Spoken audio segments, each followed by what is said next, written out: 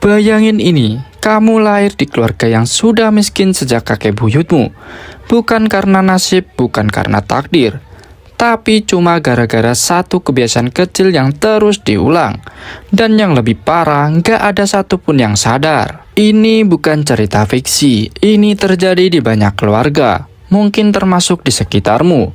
Dan setelah kamu tahu penyebabnya, kamu bakal sadar betapa dekatnya hal ini dengan kehidupan sehari-hari. Kita mulai dari generasi pertama, kita sebut saja namanya Pak Rahmat. Seorang pekerja keras yang hidup di masa sulit. Setiap hari dia banting tulang demi satu hal yang sederhana, demi keluarganya bisa makan. Tapi ada satu kebiasaan yang dia anggap normal.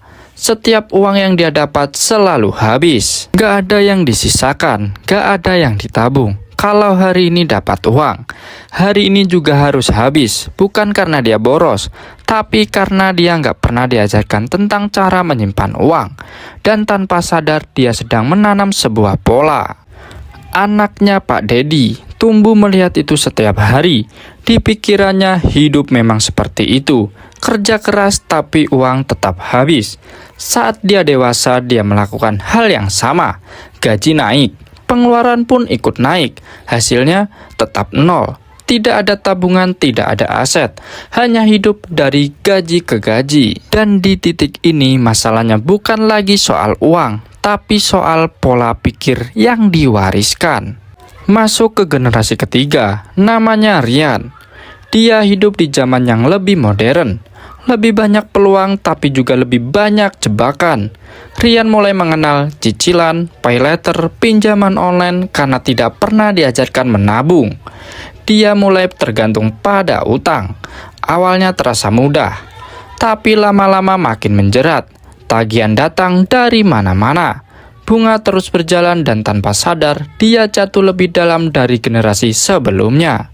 Sekarang generasi keempat. Seorang anak kecil yang tumbuh di tengah semua itu, setiap hari dia dengar, kita lagi nggak punya uang, nanti aja ya. Dia melihat orang tuanya stres, melihat tagihan menumpuk, dan tanpa dia sadari, keyakinan itu mulai terbentuk.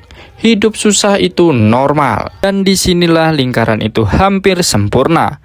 4 generasi dengan cerita yang sama cuma gara-gara satu hal yang terlihat sepele. Bukan karena mereka malas, bukan karena mereka bodoh, tapi karena tidak pernah belajar tentang mengelola uang. Tidak pernah menabung, tidak pernah merencanakan, tidak pernah memahami bagaimana uang bekerja.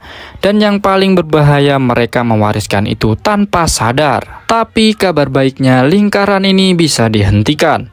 Dan tidak butuh satu keluarga besar, cukup satu orang saja, iya kamu. Mulai dari hal kecil, belajar mengatur uang, sisihkan penghasilan, bedakan kebutuhan dan keinginan, dan mulai berpikir jangka panjang. Karena saat kamu berubah, masa depan generasi setelahmu juga ikut berubah. Kamu tahu yang lebih mengejutkan? Banyak orang hari ini sedang mengulang pola yang sama. Gaji habis tiap bulan, naik gaji, gaya hidup ikut naik. Tanpa tabungan, tanpa investasi, kelihatannya baik-baik saja. Padahal sedang membangun masalah untuk masa depan. Ingat ini baik-baik. Kemiskinan tidak selalu diwariskan karena keadaan. Kadang diwariskan karena kebiasaan. Dan cuma gara-gara satu hal kecil, 4 generasi bisa hidup dalam cerita yang sama. Sekarang pertanyaannya, kamu mau jadi generasi berikutnya atau jadi orang pertama yang menghentikannya?